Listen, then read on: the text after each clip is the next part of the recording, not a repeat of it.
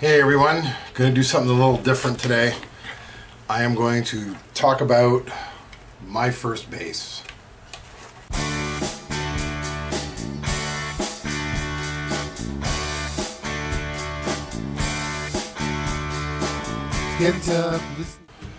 I'm going to start off with a little back history about my family because I think it's important for this.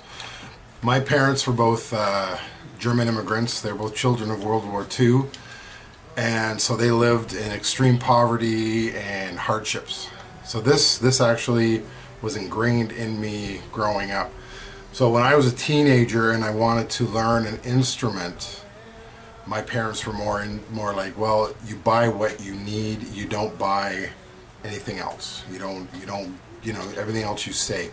So I ended up not buying any musical instruments through my teen years because I was focused on computers. I was a Commodore 64 nerd at this point, and I ended up writing a bulletin board system called Black Cat BBS, and so I focused on that. I spent any extra cash I had, I would spend on that, and I actually graduated with a computer programmer and system analyst degree, or whatever you want to call it, from Niagara College in Canada. So that's just the background on me. So truthfully, I didn't start playing until I was 21. I was pretty much, at this point, it was 1991, I was not very happy with the situation that I was in as a guy looking for a job. And so I had always wanted to play an instrument. Now, I'm 6'7", so one thing is, my friends, I'm not sure if friends or friends said, it's going to be hard for me to play guitar. Now, as you know, if you've watched any of my videos, I play guitar now, but this is what I was told, because of my big hands, as you can see, big hands. So, I was told, get a bass. So I did. A girl that I was going to college with, she said, oh, I have a bass, I'll sell it to you for $125. And here it is. Now, it's a Steinberger headless. And I remember, it's funny, I remember these, you can't really see it there, but I remember these back in the 80s, mid-80s, late 80s, I can't fully remember when. And they were being actually sold through the Sears catalog in Canada. And I thought, oh, that's kind of a cool kind of bass. Now, here's the funny part. I never knew the name of this bass. Like, what was the model name? To me, it's always been the Court Headless. That's all we've ever called it. Anybody who comes over, are you going to play the Headless today? Are you going to play the Court? And it's like, that's what we called it.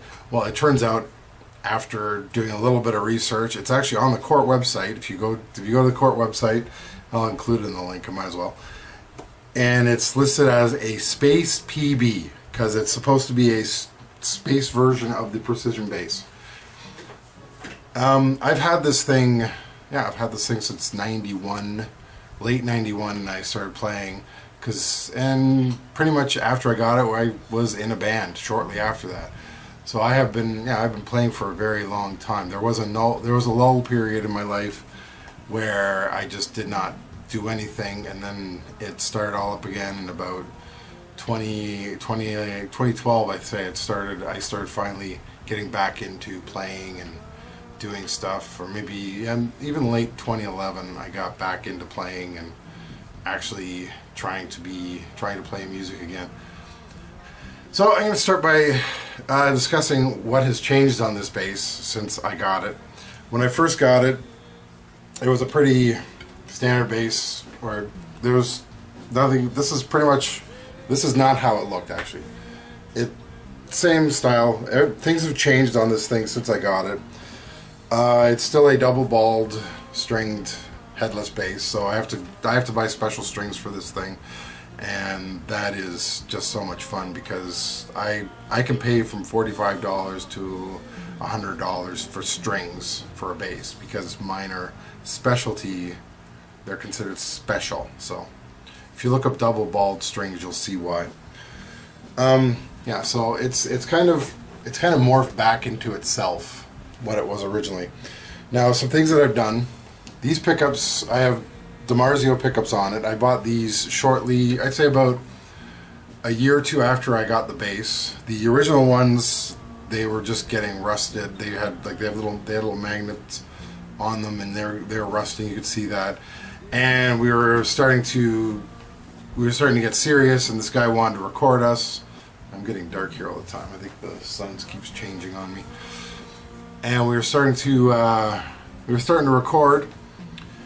And so the engineer, not the engineer, but the producer of the stuff, he didn't want me to use my bass. He wanted me to use his precision bass. And his thing was, well, your pickups are terrible. And he was right, because they were cheap pickups. So I ended up going out buying, I think I spent about $300 on these 2 pickups. I put them in myself when I started. And it was kind of a pet project to see what I could do. And he still wouldn't let me use it. He wanted me to use a Fender P bass. He didn't care about this bass. He just was like, nope, you're using Fender P bass. So I ended up recording with Fender P bass.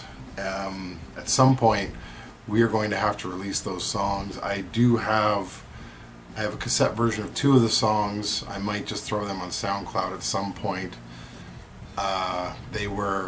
That's pretty much the only records we have. We have a reel-to-reel of the recording, but we're trying to find somebody who has a Tascam that we can actually use to transfer the stuff down back onto, so that we can actually use it. At the moment, we don't have that ability. So that's first. So yeah, I've changed the pickup on here, or the pickups. Yeah, I removed the thumb rest. It's kind of funny how that got back in, but I'll get to that shortly. So I removed the thumb rest, removed the pickups, and left everything else the same. And years went by. I ended up getting into a cover band, and suddenly this thing didn't work. The original, this is not the original 1/4-inch input. It broke internally.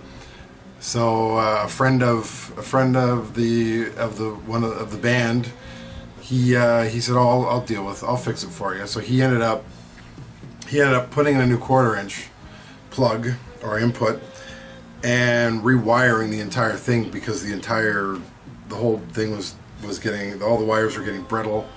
They were falling apart. He says I just rewired it, and then he also did a neck adjustment and all this other stuff on it. So that was kind of fun. It sounded good for a long time. And then this is not the original pick guard either. I had to replace that. So what happened there is it started to break. So I had the bass fall once with the 1/4-inch in, and it snapped the pick guard at the bottom, but it wasn't bad. So I just kind of duct taped, put electrical tape around so that there was a black line there where it broke. Had that for a while. And then beginning of the year I was going to play this thing, and then I noticed that the action was horrible on it because the neck had just kind of bent forward. So I brought it in to get adjusted. He adjusted it, he cleaned it, he actually he lowered the action, he cleaned it all up, and it sounds wonderful now. And he loved it. He says, because I walked in and I said, "Oh yeah, this is a Sears catalog special," and he expected like a harmony or something, and it was not that. And he's like, "Oh wow," he says, "I've never seen one of those." But then he found out. Then he talked to somebody and showed it to them, and they're like, "Oh, I had one in red." I don't remember the red, but that's what he said. I only remember this color, and so he ended up fixing it up, and it sounded great. Then the bass fell again. This time it not only ripped the wiring out of the pickguard, but it broke the pickguard right in half this time. So I was like, ah, crap. So I have to go get this fixed. So I brought it back. I brought it to Beazle Music Studio. They're the ones who did the neck adjustment and all that. And he ended up, he tried to buy a pickguard for it. He tried to buy I thought a Fender P bass would fit. It did not, because this is a little different body on it. So he ended up making the pickguard, which is beautiful. I love this pickguard. He said, "Do I want it black?" I'm like, "No, I'd like to try to keep it as original as possible." So he put the white one back on, or he fashioned a white one. And then even better was he found, because I had it in there, he put the thumb guard back on, and then I had to and then the whole thing just went, everything inside went at this point. One of the pots seized, the other one just died completely. He ended up putting in new pots and rewiring everything, so all the wiring is new. There's new pots on it. It's got that, it's pretty much any electronics in this thing is new. There's nothing original on it, and the only things, you know, the neck, the body, and the tuning. That's about all that's original. So that's about all I can say about this. I'm getting back into recording in that. I got some more of these. This is more of a summer thing. I'm really busy this summer doing stuff around the house and other stuff. So I hope you like it. Hope you subscribe. Is starting in September. We're gonna go back to doing, like, I'm gonna start recording again and getting some of that stuff in. And that's about it. Thanks again for watching. Talk to you later. Until there's none.